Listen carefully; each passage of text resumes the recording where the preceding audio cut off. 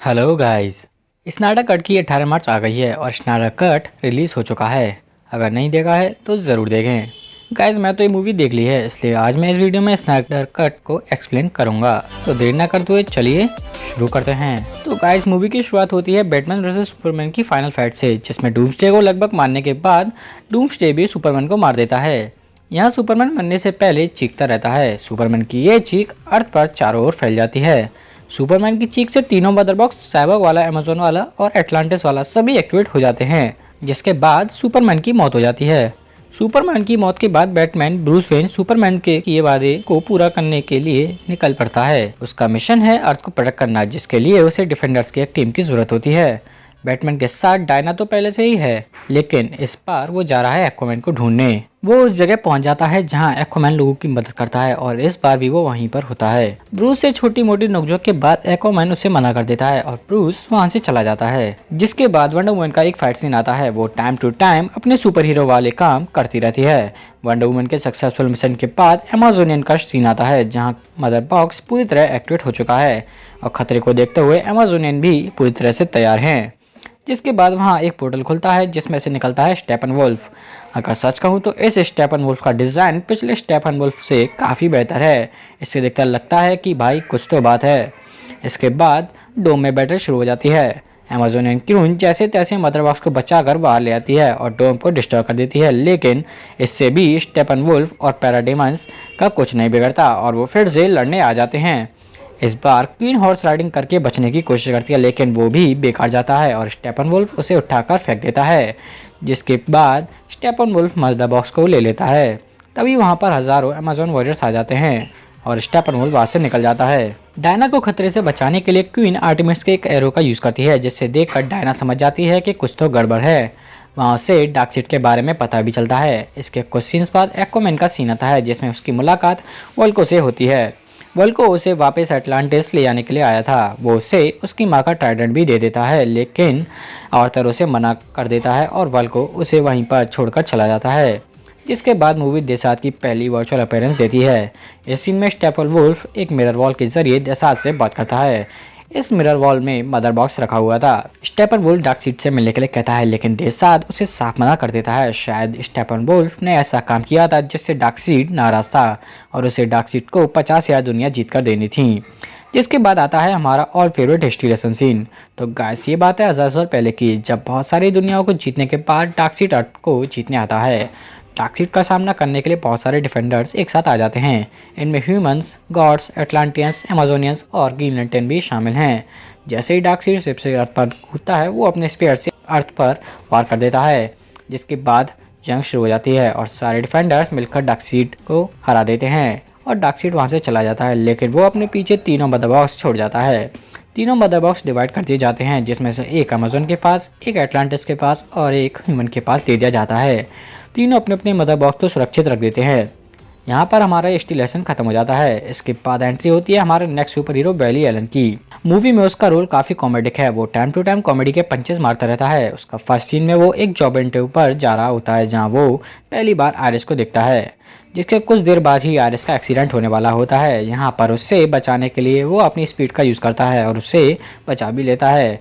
जिसके बाद मूवी का एक और इम्पॉर्टेंट सीन आता है, जिसमें साइबॉर्ग की बैक स्टोरी ओरिजिन को दिखाया जाता है कि वो कितना अच्छा फुटबॉल प्लेयर था और कैसे एक्सीडेंट में उसकी मॉम की डेथ होती है और जिसमें वो भी मरने वाला होता है। कुछ हल्के फुल्के सीन्स के बाद आता है रिक्रूटमेंट सीन, जिसमें ब्रूस बैरी को टीम में जोड़ने के लिए उससे बात करने जाता है। ये सीन हम पहले भी देख चुके हैं, इसलिए इसके बारे में ज़्यादा नहीं बोलूँगा। और इसके बाद डायना साइबॉर्ग से मिलने जाती है, नॉट लाइक अ डेट, सिर्फ टीम को बढ़ाने के लिए। लेकिन साइबॉर्ग भी जस्टिस लीग के लिए मना कर देता है और वहाँ से चला जाता है। अब तक जस्टिस लीग में सिर्फ 3 ही मेंबर जुड़ पाए हैं, बैटमैन, वंडर वुमन और फ्लैश। इसके बाद कमिश्नर गॉर्डन बैट सिग्नल देते हैं, जहां हमारी आधी जस्टिस लीग उन्हें सरप्राइज देने पहुंच जाती है। अपने फादर को बचाने के लिए साइबॉर्ग भी यहां टीम से जुड़ जाता है और यहां से जस्टिस लीग लोगों को बचाने निकल पड़ती है। यहां पर जस्टिस लीग और स्टेपनवुल्फ की ठीक ठाक बैटल होती है, जिसमें वंडर वुमन को छोड़कर और कोई भी जस्टिस लीग मेंबर अपनी पावर का ठीक तरह से यूज़ नहीं करता है। यहाँ पर टीम के साथ एक और मेंबर जुड़ जाता है, एक्वामैन। वो पहले ही स्टेपनवुल्फ से लड़ चुका है और हार भी जाता है। जिसके बाद स्टेपनवुल्फ उसके पास से एक और मदर बॉक्स ले जाता है और अब उसके पास 2 मदर बॉक्स हैं। अब यहाँ हमारी जस्टिस लीग में बस एक मेंबर की कमी थी, सुपरमैन। और स्टेपनवुल्फ से लड़ने के बाद जस्टिस लीग ये भी समझ जाती है कि उन्हें सुपरमैन की ज़रूरत है, क्योंकि उनके लिए स्टेपनवुल्फ को हराना बहुत मुश्किल है। इसके बाद वो सुपरमैन को जिंदा करने के प्लान पर काम करने लगते हैं। यहाँ पर साइबॉर्ग सुपरमैन को जिंदा करने के लिए मदर बॉक्स यूज़ करने का आइडिया देता है, लेकिन उसे नहीं पता कि ये काम करेगा भी नहीं, और अगर काम करेगा भी तो आगे क्या होगा। लेकिन सभी लोग इसके लिए तैयार हो जाते हैं सिवाय एक्वामैन के। वो भी हाँ ना करते हुए राज़ी हो ही जाता है। और यहाँ से शुरू होता है मिशन रिसरेक्ट सुपरमैन, जिसके लिए सभी सुपर हीरोज़ मदरशिप चले जाते हैं। यहाँ पर जैसे ही साइबॉर्ग मदरशिप से कनेक्ट होता है तो उससे भी एक नाइटमेयर आता है। इस नाइटमेयर में डार्कसीड वंडर वुमन और एक्वामैन को मार देता है और सुपरमैन को अपनी साइड कर लेता है। नाइटमेयर देखने के बाद साइबॉर्ग मना भी करता है, लेकिन फ्लैश उसे नहीं समझ पाता और दौड़ना शुरू कर देता है, और उसकी पावर मदर बॉक्स में ट्रांसफर होकर वो सुपरमैन को जिंदा कर लेते हैं। जिसके बाद थिएटर वर्जन का वही सीन आता है जिसमें सुपरमैन पूरी जस्टिस लीग से लड़ता है, इसलिए इस सीन को छोड़ देते हैं। इस बैटल की लास्ट में लुइस लेन वहां आ जाती है और सुपरमैन उसे उड़ा ले जाता है। इसके बाद सुपरमैन, लुइस लेन और मार्था की कन्वर्सेशन होती है। यहाँ पर बात करके सुपरमैन जस्टिस लीग की हेल्प करने के लिए अपने मदरशिप पर पहुंच जाता है। यहाँ सुपरमैन बहुत सारे सूट्स में से कैप्टन ब्लैक सूट को चुनता है और सुपरमैन अपनी फ्लाइट लेकर सीधे एनर्जी लेने अर्थ के बाहर स्पेस में पहुंच जाता है। यहाँ वो सूरज से एनर्जी रिस्टोर कर लेता है। इसी बीच बाकी जस्टिस लीग मेंबर्स स्टेफनवुल्फ से लड़ने उसके अड्डे पर पहुंच जाते हैं और उनके पास एक प्लान भी है। इस प्लान के अकॉर्डिंग बैटमैन अपनी शिप से फोर्स फील्ड को डिस्ट्रॉय करेगा, जिसके बाद वो अपनी बैटमोबाइल से ज़्यादा पैराडाइमेंस का ध्यान बटाने की कोशिश करेगा और वो अपने इस प्लान में कामयाबी हो जाता है। और बाकी के जस्टिस लीग मेंबर्स भी उसके साथ साथ स्टेफनवुल्फ के मेन अड्डे तक पहुंच जाते हैं, जिसके बाद शुरू होती है मेन बैटल। फ्लैश का काम था ज़्यादा से ज़्यादा एनर्जी डेवलप करना, ताकि साइबॉर्ग मदर बॉक्स से कनेक्ट होते ही उस एनर्जी का यूज़ करके उन्हें अलग कर सके।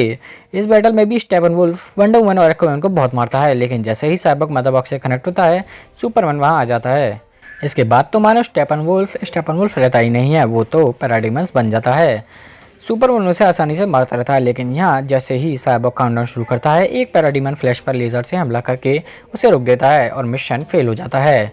मिशन फेल होता ही जहाँ एक पोर्टल खुल जाता है जिसमें से डार्कसीड, डेसाद और ग्रैनी गुडनेस सब कुछ देख रहे होते हैं, लेकिन फ्लैश अपनी पावर का यूज़ टाइम को रिवर्स करने लगता है और वो ऐसा कर भी देता है, जिसके बाद वो बिल्कुल एग्जैक्ट टाइम पर मदर बॉक्स को अपनी एनर्जी दे देता है और वो कामयाब हो जाते हैं।